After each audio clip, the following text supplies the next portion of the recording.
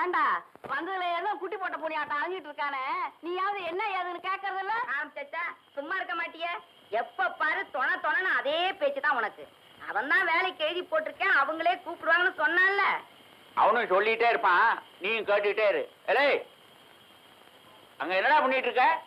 ஒண்ணு இல்ல, வைக்க போறக்கிட்ட புகஞ்ச மாதிரி இருந்தது, அதான் என்னன்னு பாத்துட்டு இருந்தேன். புகையுத?